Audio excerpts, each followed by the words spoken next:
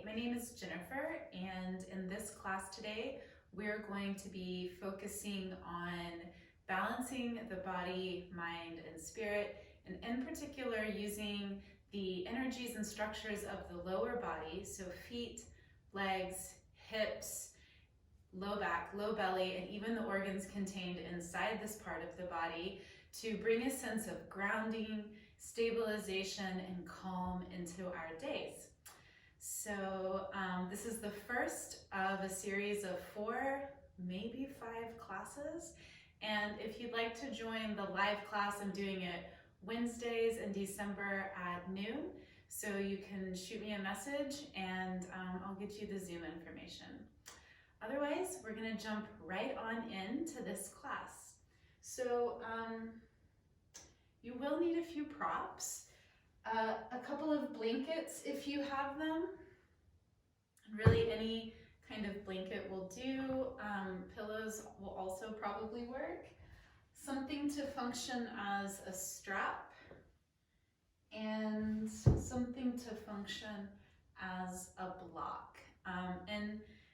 If you don't have any of these things, then you'll still be able to practice. The other thing that you might find useful is practicing somewhere near a wall, because we can use the wall as a prop as well. So we're going to begin lying in a pose called constructive rest.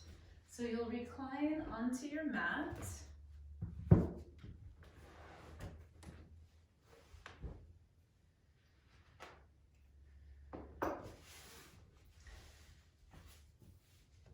And we'll start with the knees bent and the feet just a little bit wider than the hips so that we can drop the knees into the midline. Inner knees resting against one another, and this allowing the legs to sustain their position without any or with very minimal effort on your part, relaxing the hip sockets, relaxing the low back. Arms are extended along the floor, Shavasana style. So the palms are facing up, and this palms up position rolls the arm bones out and really brings the shoulder blades into contact with the floor.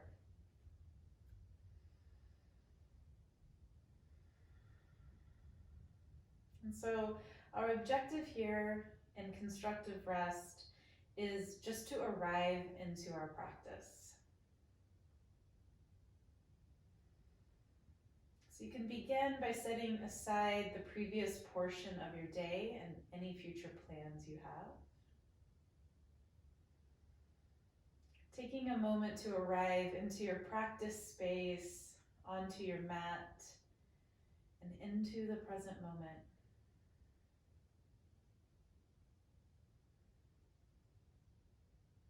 You can begin by taking a few deep breaths, breathing in through the nose and out through the mouth in a sigh.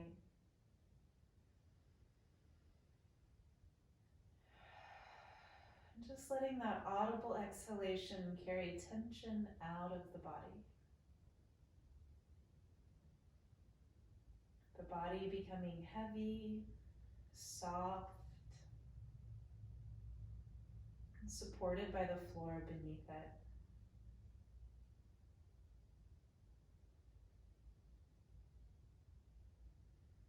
Feeling the soles of the feet, the back of the pelvis,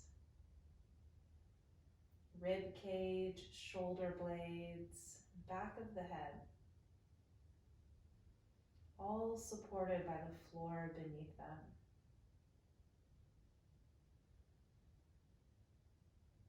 Lengths of the arms, backs of the hands, heavy, supported.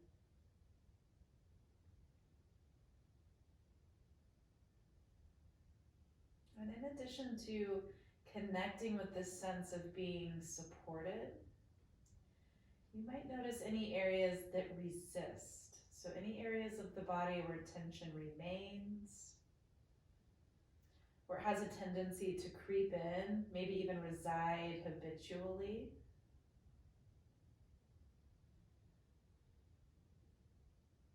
And making a conscious effort to relax and release in these areas.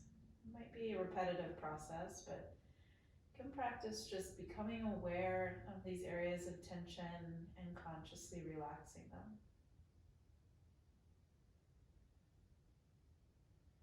And then bringing your attention onto your breath, so right to the tip of the nose, and feeling the coolness of the inhalation, and the warmth of the exhalation.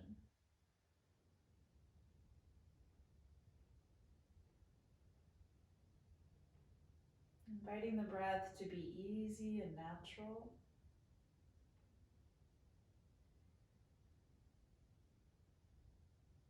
Not really having to do anything in particular with the breath, but allowing it to flow.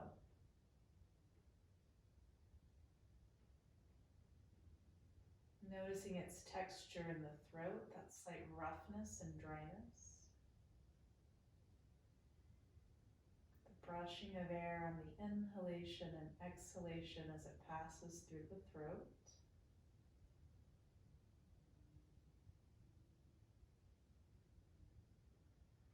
And then feeling how the breath moves in the body. Gentle expansion as you inhale, and contraction as you exhale.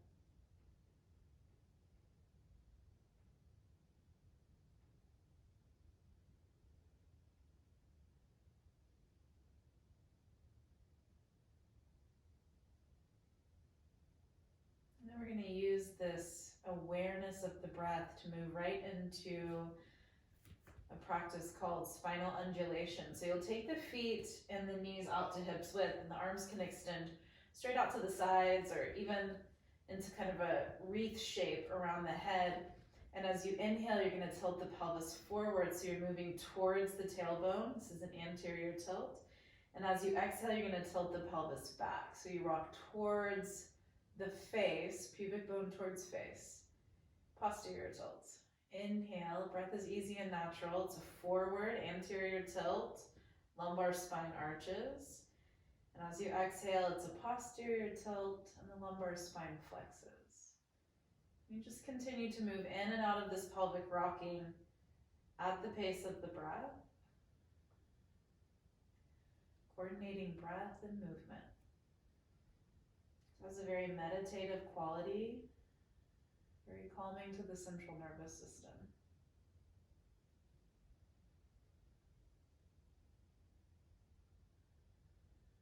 And you can just begin to notice how this pelvic rocking has an upstream effect. So as you inhale and extend forward, we have this lumbar extension, the neck lengthens, the chin nods down. And as you exhale and rock back, we have lumbar flexion, the neck curves, it extends, and the chin moves towards the ceiling.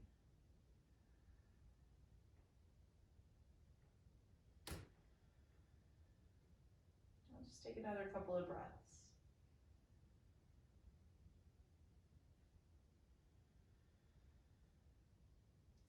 And then returning to a neutral spine, I'll just extend the legs out along the floor for a moment. Let everything rest heavy. Take one breath.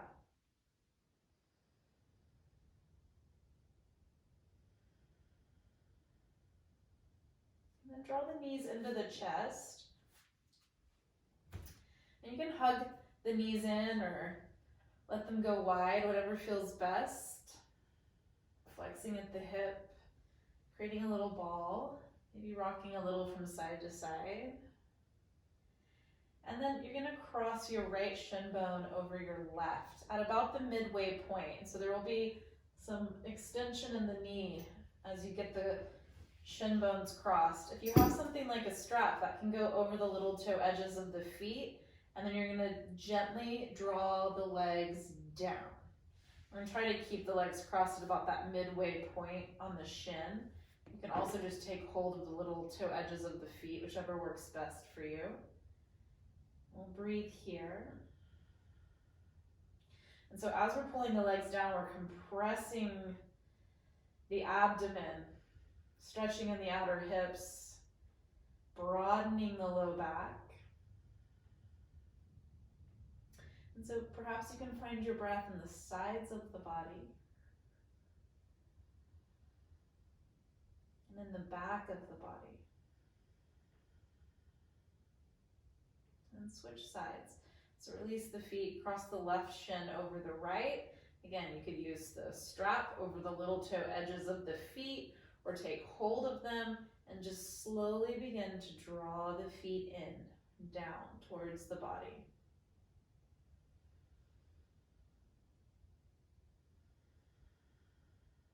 Easy, natural breathing. So this could create some strong sensation. And if that's the case, you might back out. We're not looking to create so much sensation that it overrides the quality of the breath or creates agitation in the mind. So just adjusting the posture to your individual experience. Taking one more breath.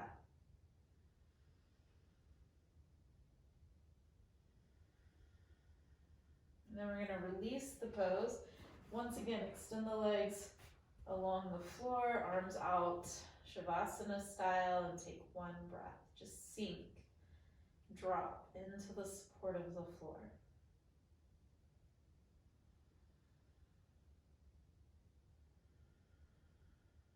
And so in this next pose, you can use your strap and a block, or if you have a blanket nearby, you can use a blanket in place of the block. So I have a little loop here in my yoga strap, and if you are working with the strap, you could certainly create a loop. This becomes a handle, and if you like have a belt or even just a length of rope, anything will work. A scarf will work. Then you can just place the heel into about the midpoint of whatever you're working with.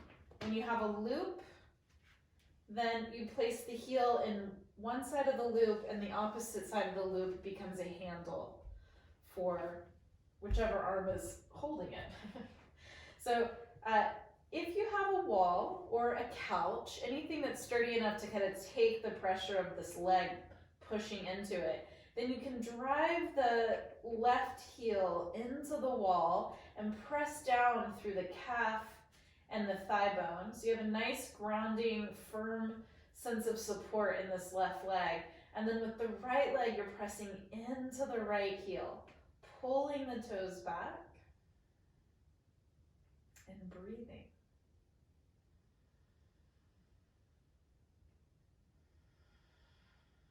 You might have a slight bend in your knee. It doesn't have to be a totally extended knee.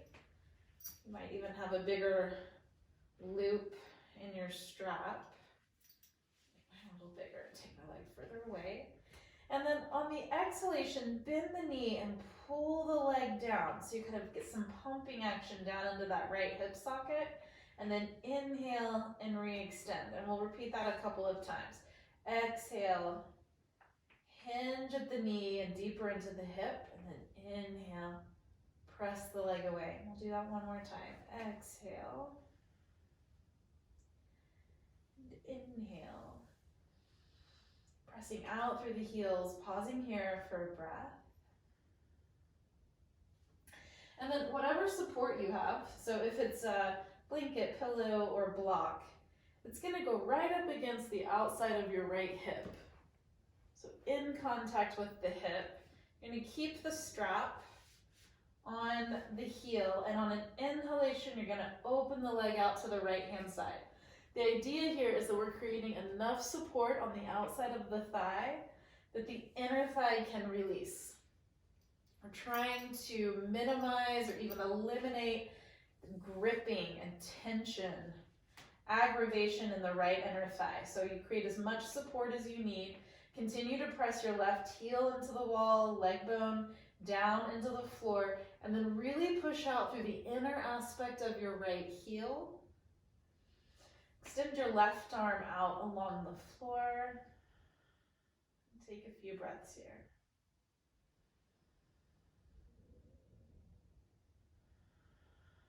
So you have lots of support through the legs. We could even say like some activation through the legs as we're pressing into the heels. We're opening up this right inner thigh space, this low belly space. And in the left arm, in the shoulders, neck, and jaw, we're finding Shavasana, ease.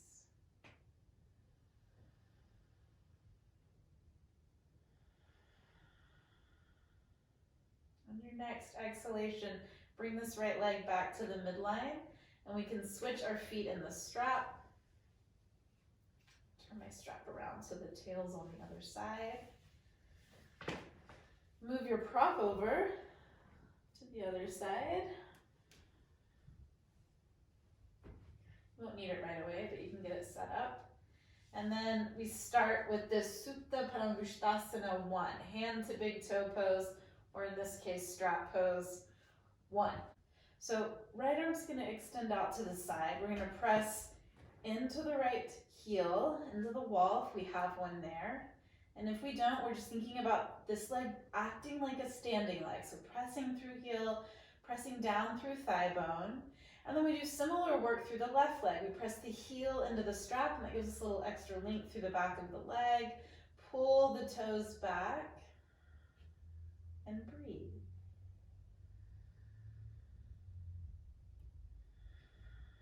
And so we're trying to find appropriate effort here.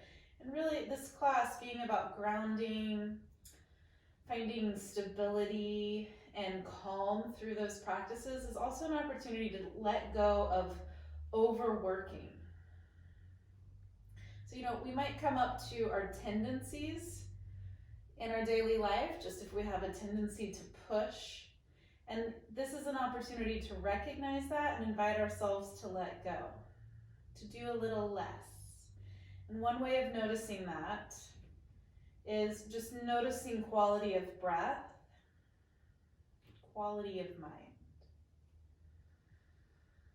So as you exhale, bend the knee and hinge into the knee and the hip. And then as you inhale, re-extend.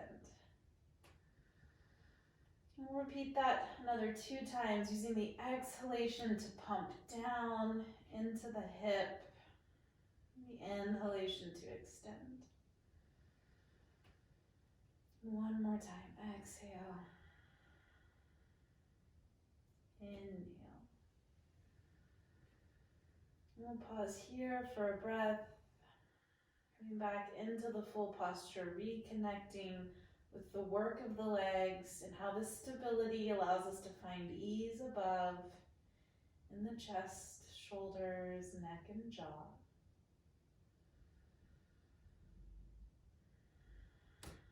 And then on the inhalation, and you may need to use your right hand to hold your strap for a moment to get your prop in place. We have that prop up against the outside of the left hip, and we inhale and open the leg out, creating as much support as we need to release the left inner thigh.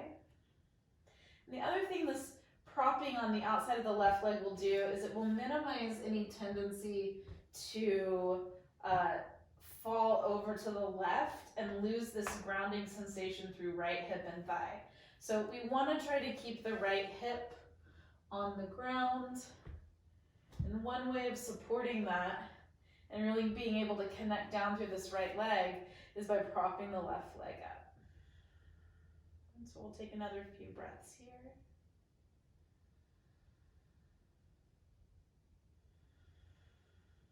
Inviting the breath down into the low belly space. Maybe noticing any tendency to hold in the belly, so to pull belly in and restrict the movement of the breath. This pose is really an opportunity to let go of that gripping and invite the breath to flow.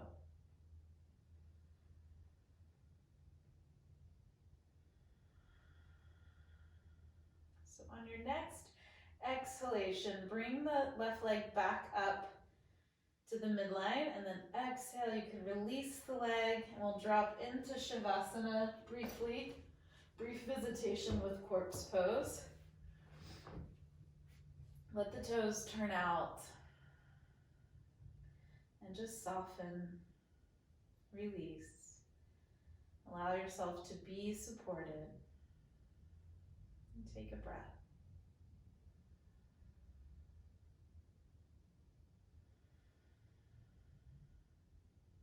And then we're going to draw the knees in.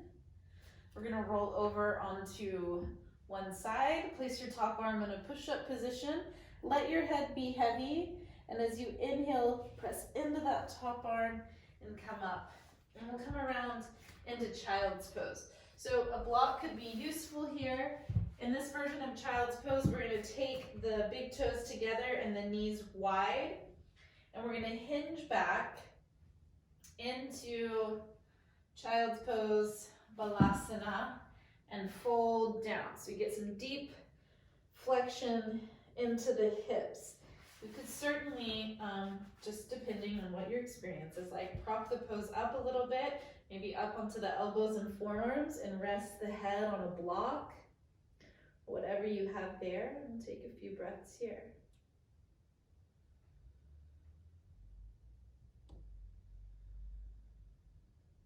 Easy, natural breathing.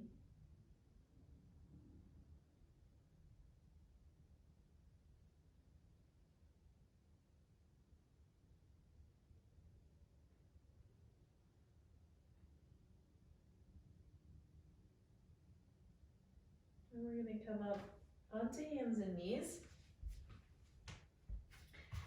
And we're going to move into Adho Mukha Svanasana, or downward facing dog. So starting here with the shoulders aligned over the hands, fingers spread wide, first finger pointing towards the top of your mat, and pushing the floor away to have a nice broad upper back, stable shoulder position.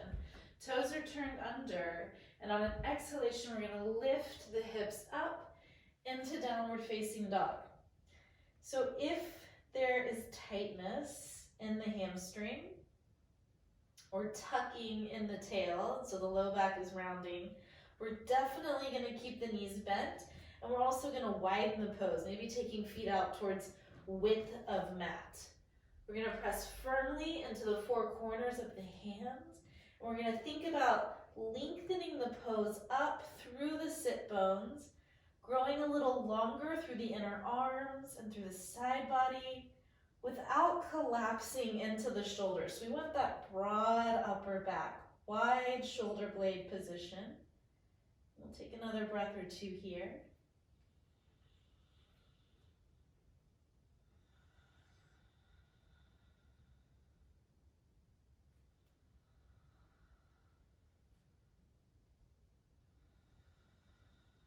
And we'll step the feet back into hips width, touch the knees down, take them as wide as you're sticky up to that width, toes together, and fold back into child's pose. And again, you can support this pose however you'd like. Letting the weight of the head be supported by these stacked fists or block or even the floor.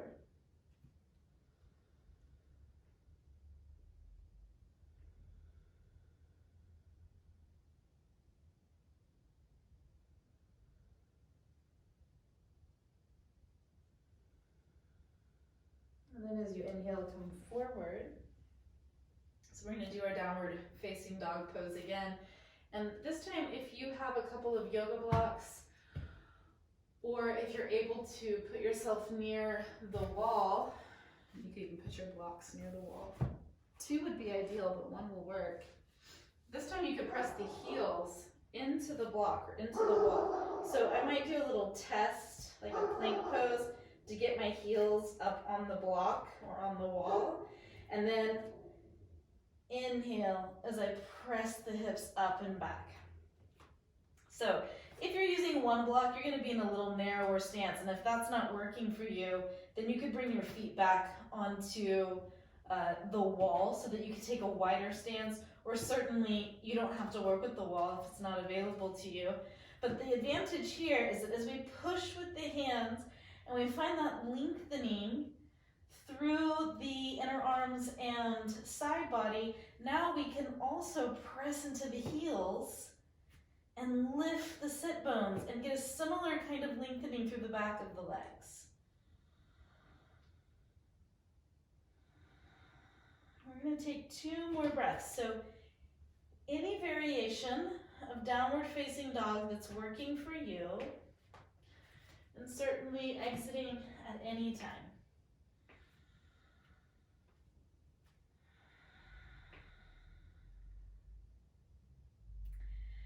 To exit, if you have your feet up on the wall or on the block, take a few small steps forward. Get your feet flat on the ground. And then on an exhalation, walk your hands back so you come into a standing forward fold. Bend your knees as much as you need so you can make contact between trunk and thighs. Relax the neck, let the head hang heavy, and breathe here.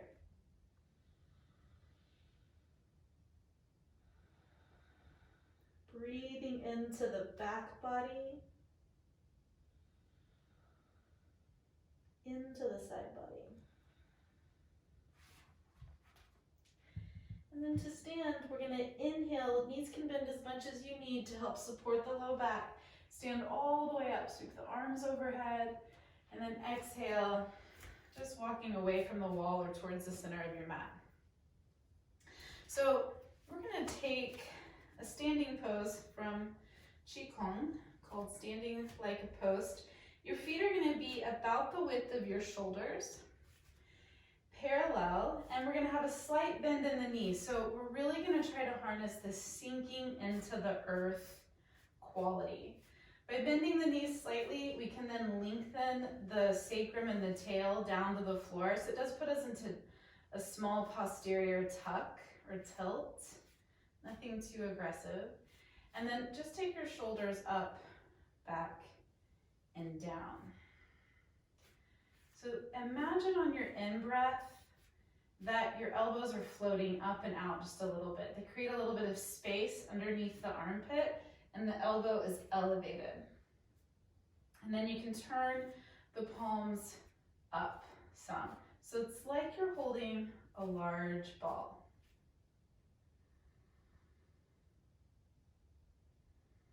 Let your face be soft. Eyes can be cast down or even closed. Find the breath, so bring your attention to the tip of the nose, finding the temperature of the breath.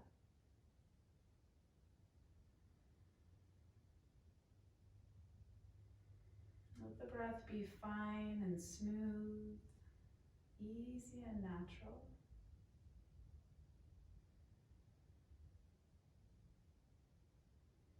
Just as we did at the beginning of the class in constructive rest, let this just be an opportunity to settle. Feeling the soles of the feet on the ground, the strong, stable quality of the legs.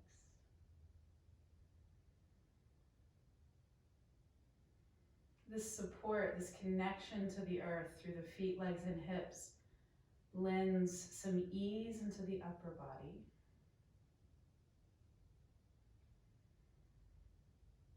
And so releasing any unnecessary tension from the abdomen and inviting the breath down into the low belly.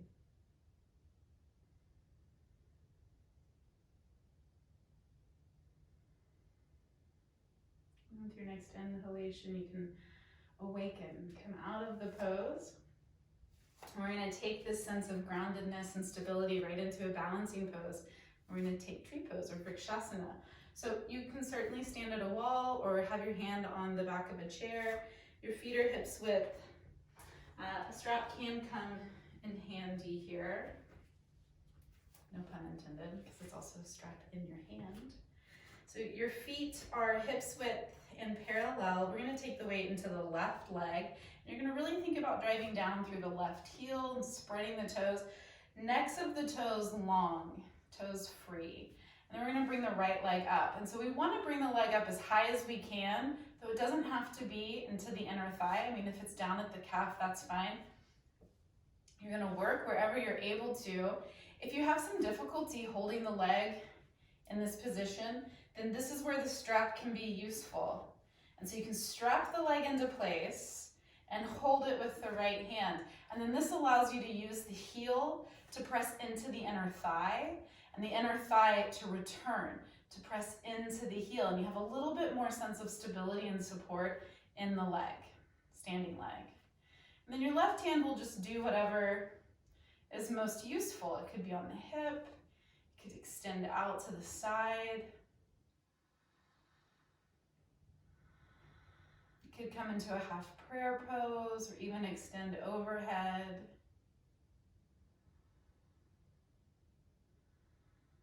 Through this strong support, grounding, stabilizing quality of the leg, find some ease, some freedom in the upper half of the body. Soften the jaw and the tongue. And then on an exhalation, we'll come out. Be sure you release your strapped in leg to step down. So then moving to the other side, of course you don't have to strap the leg in. As you step into the right leg, push down through the right hip. Find that strong quality, just as you did as you pressed into the wall when we were lying flat. So you're pressing down through the heel, you're energizing the muscles of the leg. Pull your left leg up as high as you comfortably can.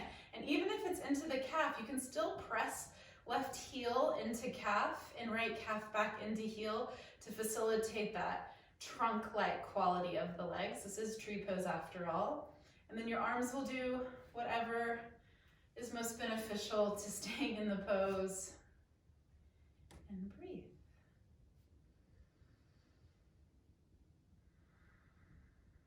So there might be a little bit of breeze in your posture, a little bit of wobbling. That's okay.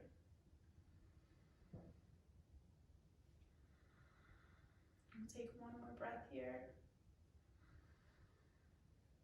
And then on an exhalation, stepping out.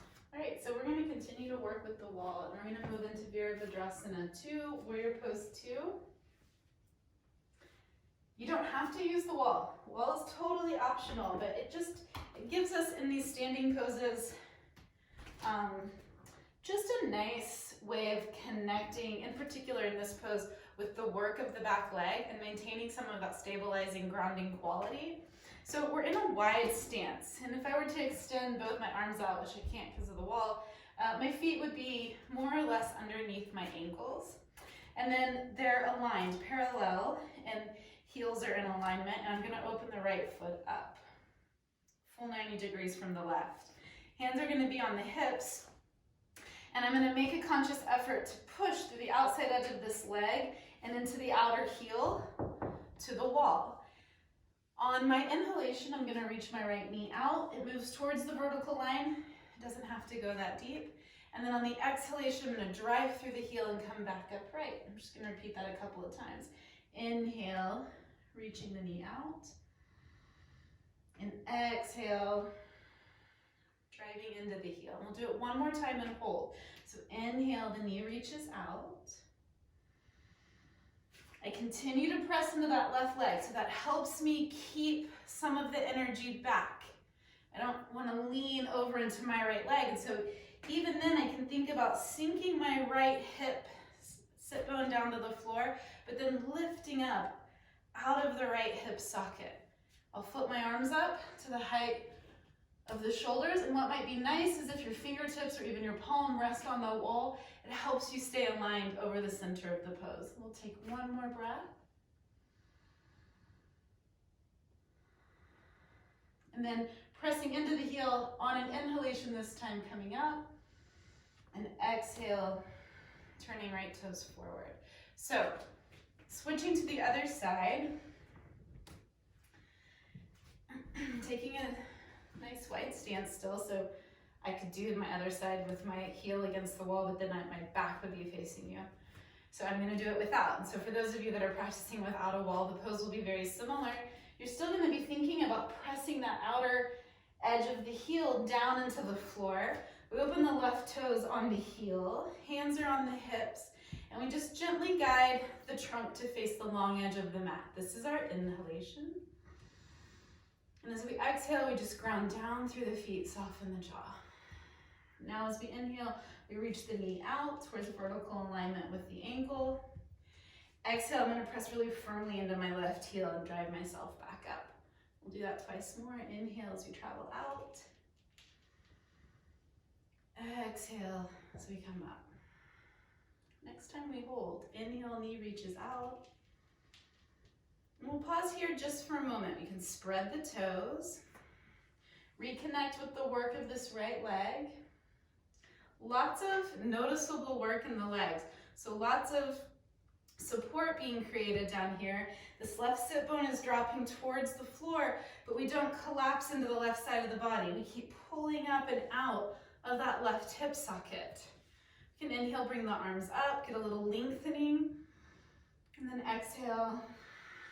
They can come down to shoulders height. If you have your right foot and fingertips against the wall, that's just a nice touchstone, helping you reach back through the right side of the pose. Take one more breath. And then this time on an inhalation, we press into the heel and come up. Exhale, turn toes forward. We're gonna fold right forward into Prasarita Padottanasana. A wide forward fold. So your feet are parallel. And I'm just bringing a chair in to show you this alternative. Your hands can certainly come to the floor and you can move into a depth of forward fold that is appropriate for you.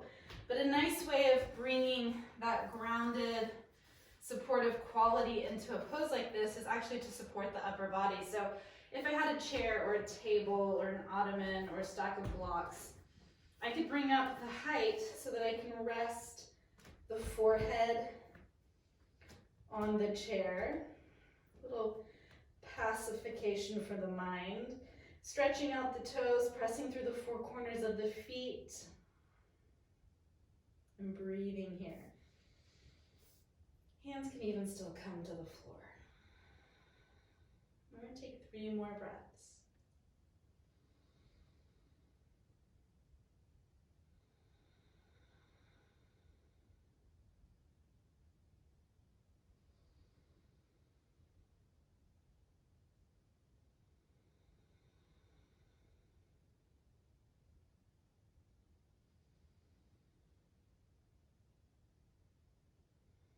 And bring your hands to your hips, connect down through your feet. Maybe a slight bend in the knees as you inhale and come up. And then exhale, heel to your feet together. So we're going to move down to the floor.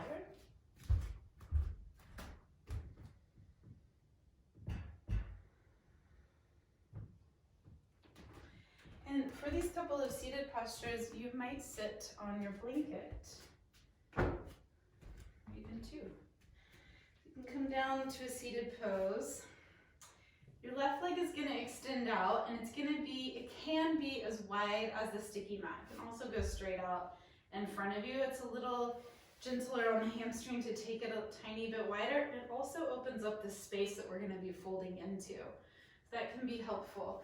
And then the right leg, I'm just going to turn so you can see this pose from the front. The right leg, you're going to pull the heel back, hinge the knee, and set the heel in as close to the inner thigh and pubic bone as you comfortably can, which usually causes me to offset my blanket just a little bit so I can get this thigh bone back. If your right knee is elevated, like so, then put something beneath it so that you can push down through this right leg. So just as we did in our supine position, in our standing poses, we're going to use the legs to create a sense of support and a grounded quality for the pose. So we push out through the left heel, down through the leg bones. You might have a little bend in your left knee, that's fine.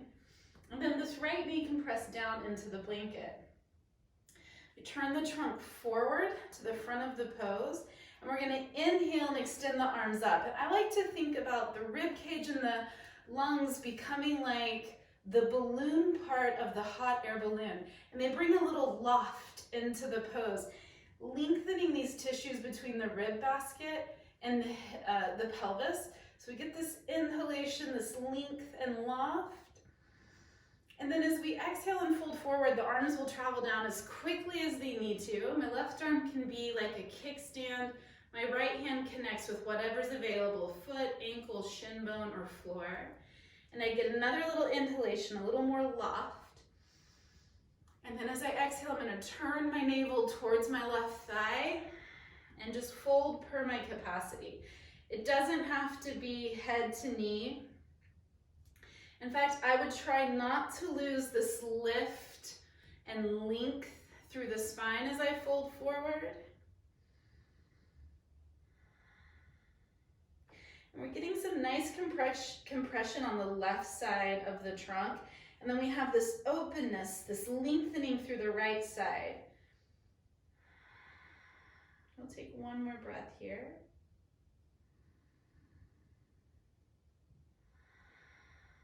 And we're going to inhale as we sit out. And exhale, switch sides. So the right leg can be as wide as is needed. The left leg we pull back, we hinge as much as we can into the left knee, bringing that left heel back as far as we can. So it's very similar to our standing Vrikshasana pose where we tried to pull that leg up as high as we comfortably could. We have a little height beneath the hips to help us get this fold. And we're providing any support to the left knee that's needed. This is Janu Shirshasana A. All right, so foundation through the legs. Push through the heel, down through the leg bones. A little bit of pressing down through this left knee. And then we're going to inhale and lengthen up. You don't have to interlace your hands, but you can if you'd like. Lift your hot air balloon out of the basket. And then exhale. There's a little bit of rotation as you turn the navel over the thigh and begin to fold. Your right hand is a kickstand. I don't think there's a kickstand on a hot air balloon, so my analogy is not working very well, but you know what I mean. And then you inhale as you lengthen the spine, get a little more lift. And then exhale, you fold per your capacity. So just finding the right amount for you. And breathing here.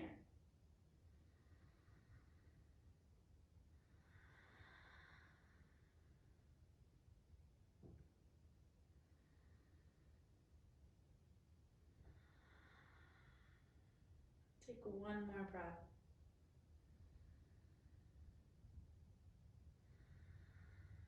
And inhale as you sit up.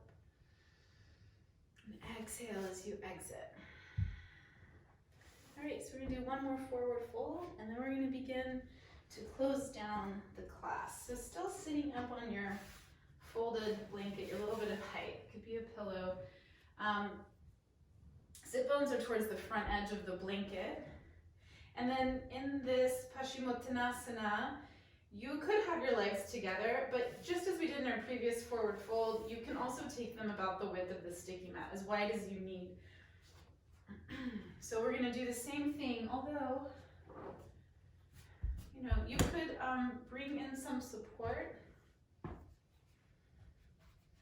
for the head. So I'm going to use a block and a blanket, but I could just as easily slide my legs under a table or under a chair and use a chair here to rest my head on.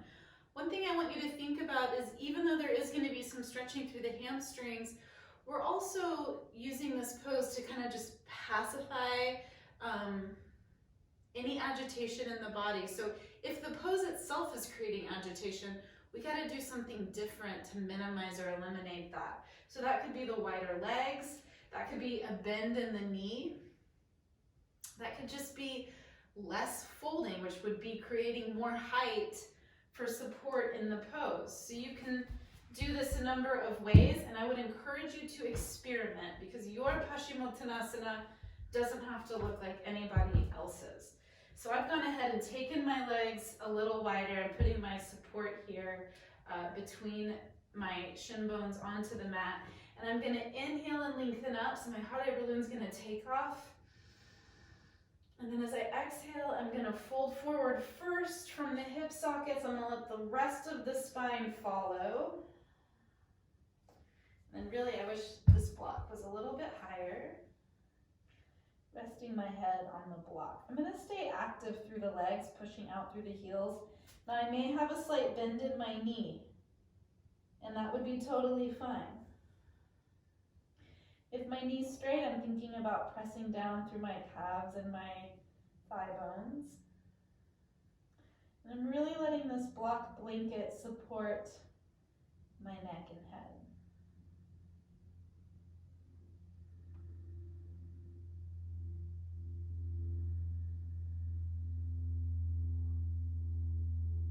Breath is easy and natural.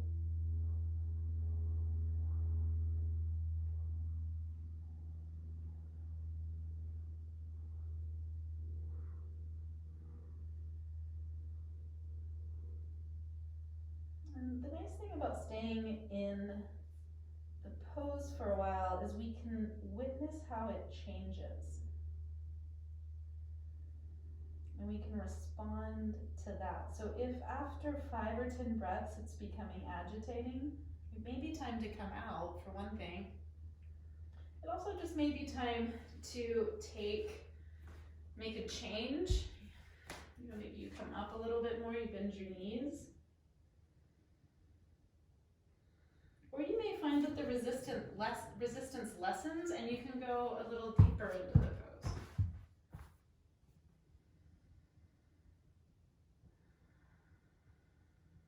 So we'll take just another 2 breaths.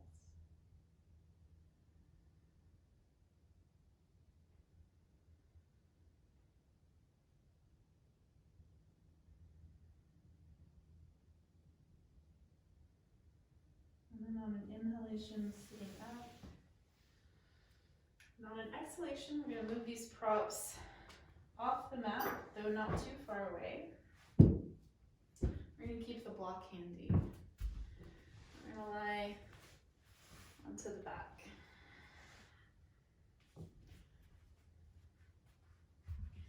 Arms are going to be down to your sides. You're going to take the long edges of the mat and tuck the shoulder blades in underneath you, so moving them in towards the spine.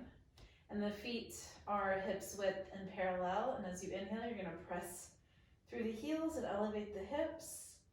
And as you exhale, you're going to touch down. We're going to do that another 4 times. Inhale, pressing up. Exhale, coming down. 3.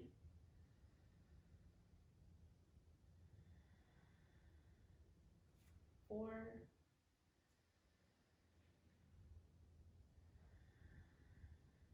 And then 5, and we're going to hold it.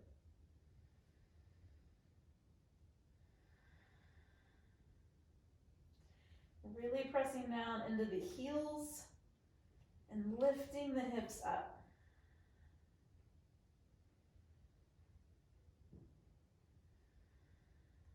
Take one more breath here.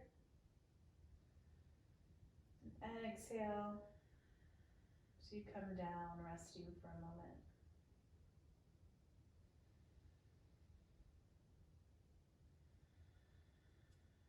You can windshield wipe the legs from left to right.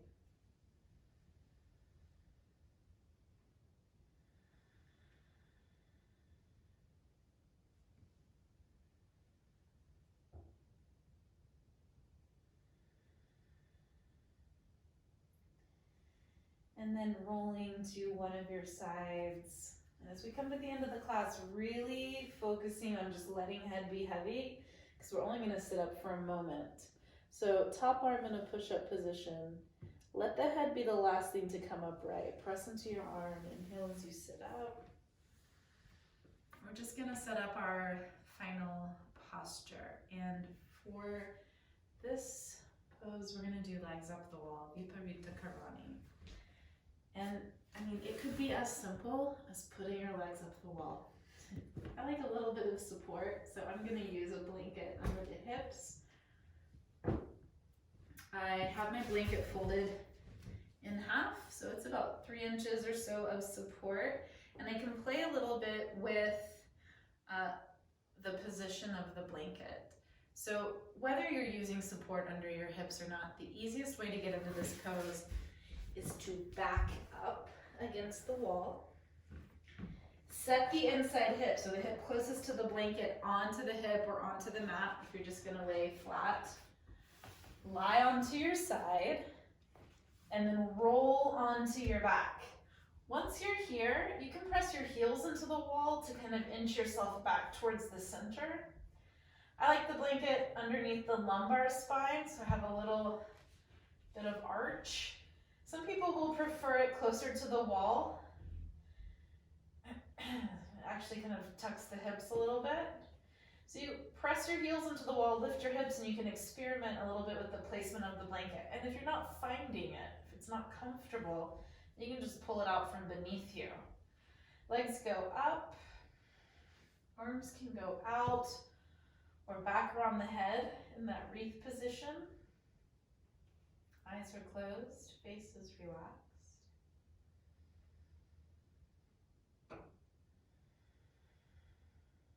And you breathe here, easy, natural breathing.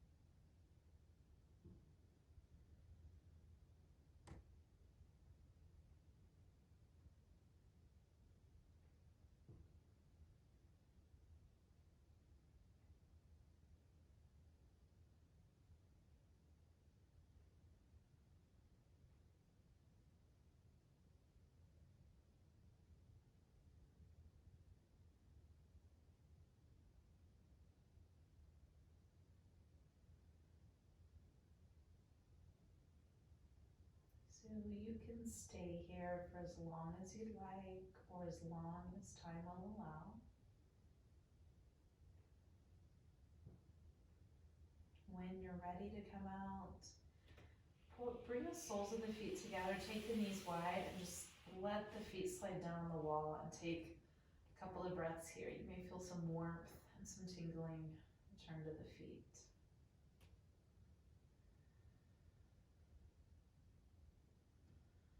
Moving slowly, taking your time. You'll just roll to one of your sides. Take a couple of breaths there.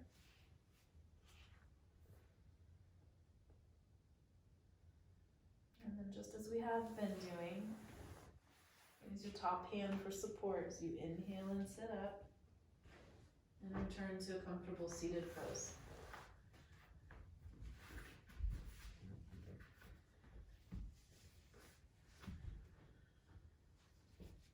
Rest the backs of your hands against your knees, palms facing out.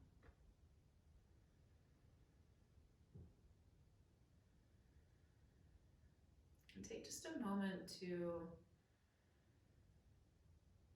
take stock of what's happening in your body.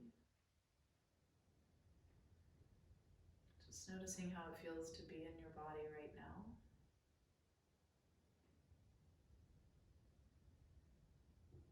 In the mind.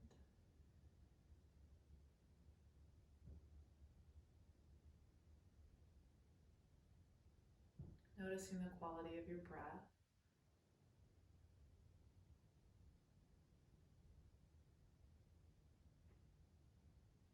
And then as you inhale, the palms are facing up.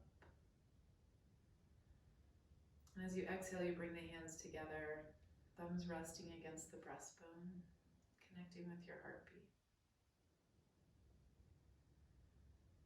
We'll finish with a small bow. Thank you so much for practicing with me, and I look forward to practicing with you again.